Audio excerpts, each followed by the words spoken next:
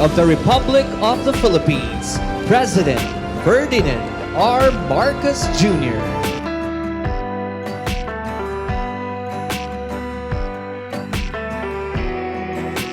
Devotion to Our Lady.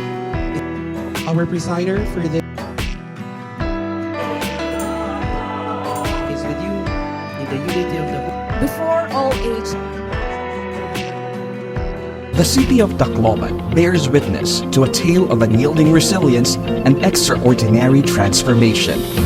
An emotional journey through time as we vividly recall Typhoon Yolanda, a full decade of unwavering fortitude, and the awe-inspiring renaissance of this remarkable city. Before the storm, Tacloban was a place rich in history, culture, and significance in the Philippines. Its vibrant cultural heritage, colorful festivals, and warm, welcoming locals made it a popular destination for tourists and a source of pride for its residents. However, on that heart-wrenching day of November 8, 2013, the unthinkable became reality. Typhoon Yolanda descended upon Tacloban with unrelenting fury, leaving behind an unimaginable trail of devastation. Siyado ka rin ka makaradlog adto nga natabo. Waray ko maikukumpara, ang mga tao, halos sugod man ang kasaring ko maogos ang mga tao, kaya dadamong gud man anahilera nga mga patay didan tabihang kalsada.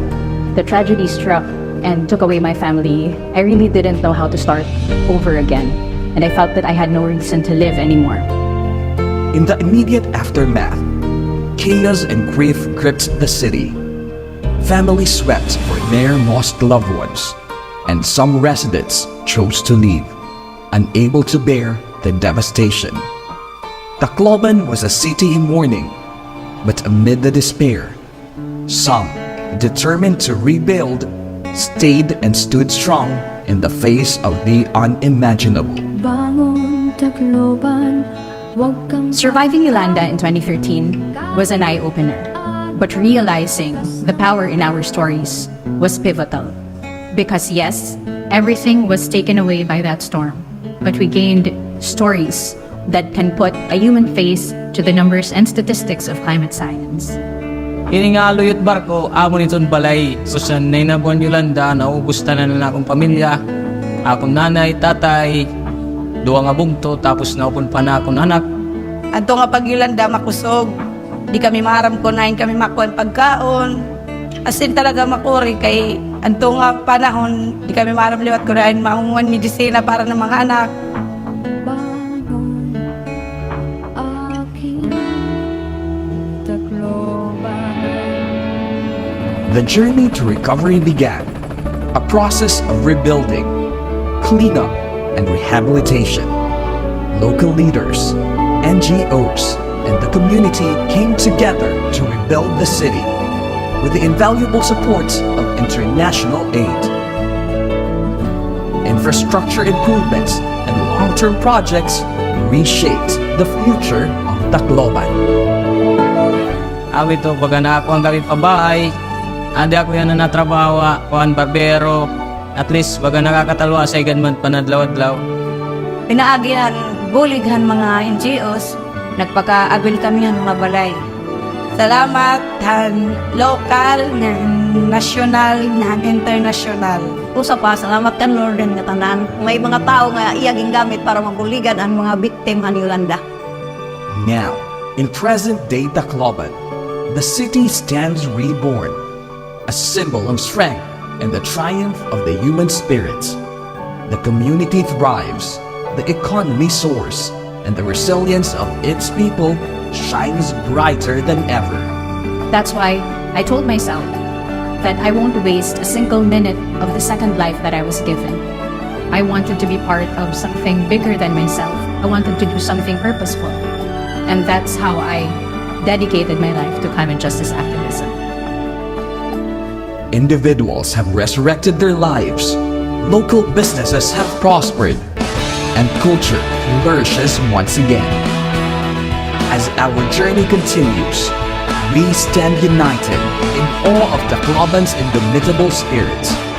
This is not just a story, It is a testament to the human will. We implore you to stand alongside us to support resilience-building efforts in Tacloban and other communities in need.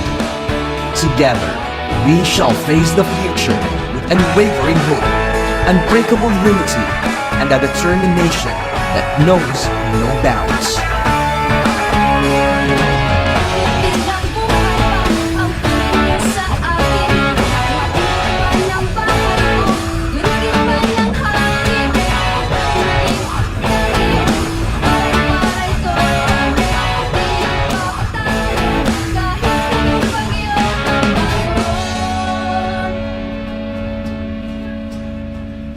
Bangon Tacloban, huwag kang papatalo. Thank you for that introduction, Speaker Martin Romualdez. Please take your seats. The Excellencies and other members of the diplomatic corps who are here representing the countries who came to our aid in the depths of our difficulties after Yolanda. I know that everyone here had a part to play in the recovery, but we cannot overstate the international NGOs, the local NGOs that came and helped with the rebuilding and the rehabilitation and the recovery. I remember very well how we were at a complete loss in the days following Yolanda. Where do we get relief goods? How do we bring them? How do we transport them to the people that are in need? I remember when I first arrived in Tacloban, there were 3 vehicles in the whole of Leyte that were still functioning. And these were the people who came, the NGOs, the different countries, even the private corporations who came. And they helped us in every way that they could, in both the relief, both in the rescue, and even in the rehabilitation and the rebuilding of Tacloban. And for that, they would come and they would bring all that we needed. They would bring relief goods, they would bring water, they would bring water purifiers, they would bring fuel, they would bring transportation. And we could not have survived without that. And so it is impossible to overstate how important it is to us what you did for us after Yolanda and in the years subsequent to Yolanda, where you never left us. You stayed with us and stayed with us for years until you could see that we had recovered. And for that, we owe you a depth of gratitude that we will never be able to repay. May we request the President to please lead the distribution of the certificates of award to our Pabahay beneficiaries to 8 representatives of the NHA Yolanda permanent housing sites.